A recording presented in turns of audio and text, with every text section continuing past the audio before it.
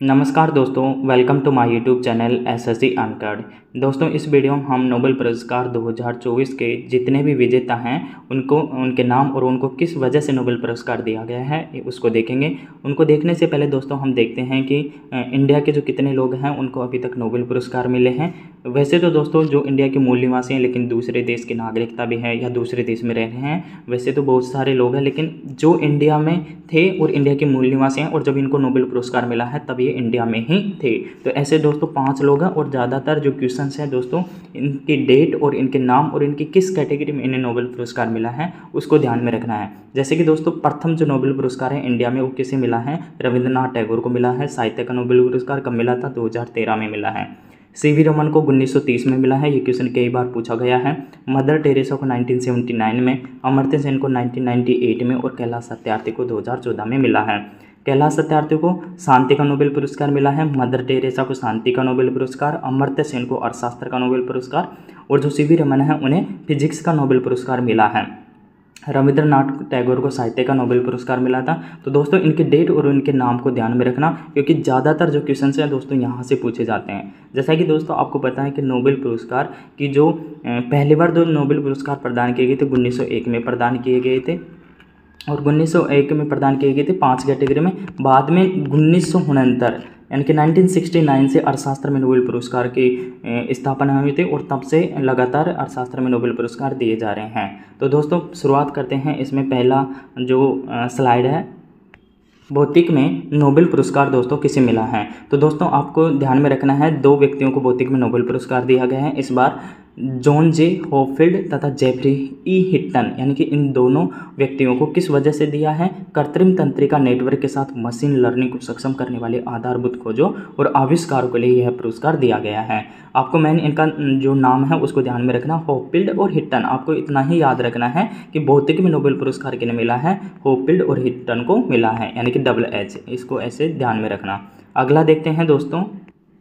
अगला है दोस्तों रसायन विज्ञान में जो नोबेल पुरस्कार मिला है वो किसे मिला है? 3 लोगों को प्रदान किया गया है और किसे मिला है? डेविड बेकर, डेमिस हासाबिस और जॉन एम जम्पर। तो आप इतना याद रखना, बेकर को, हासाबिस को और जम्पर को, यानी कि बेकर, हासाबिस और जम्पर, इन 3 लोगों को नोबेल पुरस्कार दिया गया है। किस में? रसायन विज्ञान में दिया गया है। और किस वजह से दिया गया है दोस्तों? कंप्यूटेशनल प्रोटीन डिजाइन के लिए डेविस हासाबिस को और जॉन एम जम्पर को किसे दिया गया? प्रोटीन संरचना की भविष्यवाणी के लिए। ये इतना इंपॉर्टेंट नहीं है दोस्तों किस वजह से दिया गया है, एक रीडिंग के लिए आप ध्यान में रखना। बाकी इनका नाम जरूर ध्यान रखना, क्योंकि एसएससी सीजीएल और एसएससी की जो भी जितने भी एग्जाम है और आने वाले एनटीपीसी के लिए मोस्ट इंपॉर्टेंट क्वेश्चन बन जाता है जो एग्जाम में पूछा जाएगा।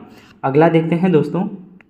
अगला है दोस्तों फिजियोलॉजी या मेडिसिन में नोबेल पुरस्कार 2024। तो दोस्तों फिजियोलॉजी या मेडिसिन में जो नोबेल पुरस्कार दिया है वो 2 लोगों को दिया गया है, विक्टर एम्ब्रोस और गैरी रोवकन को दिया गया है। तो आप इतना ही याद रखना, एम्ब्रोस और रोवकन 2 लोगों को किसे में दिया गया है? फिजियोलॉजी में नोबेल पुरस्कार दिया गया है। किस वजह से दिया गया है? इनका ये थोड़ा इंपॉर्टेंट हो जाता, माइक्रो आरएनए की खोज और पोस्ट ट्रांसक्रिप्शन जीन विनियमन के लिए। यानी कि इतना ध्यान रखना, माइक्रो आरएनए की खोज के लिए एम्ब्रोस और गैरी रोवकन को नोबेल पुरस्कार दिया गया है। किसमें?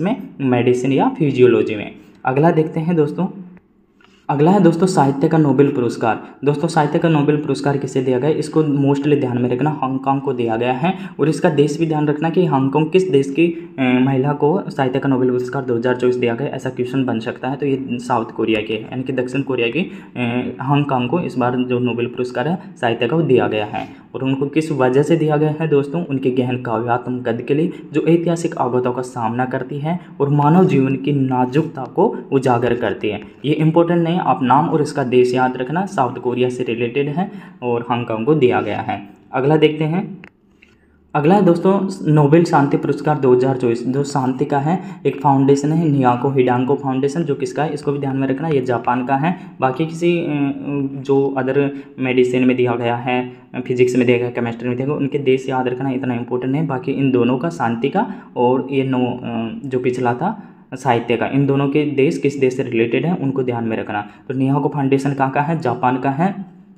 किस वजह से दिया गया है? परमाणु हथियारों से मुक्त विश्व बनाने के प्रयासों के लिए और गवाहों की गवाही के माध्यम से यह प्रदर्शित करने के लिए कि परमाणु हथियारों का कभी भी इस्तेमाल नहीं किया जाए, यानी कि परमाणु हथियारों के इस्तेमाल की रोक, मतलब उनको इस्तेमाल ना किया जाए। इस वजह से इनके जो प्रयास किए गए हैं इस क्षेत्र में, उस वजह से नेहा हिंडाल्को को यह नोबेल पुरस्कार दिया गया है शांति का। अगला देखते हैं दोस्तों, लास्ट एंड फाइनल।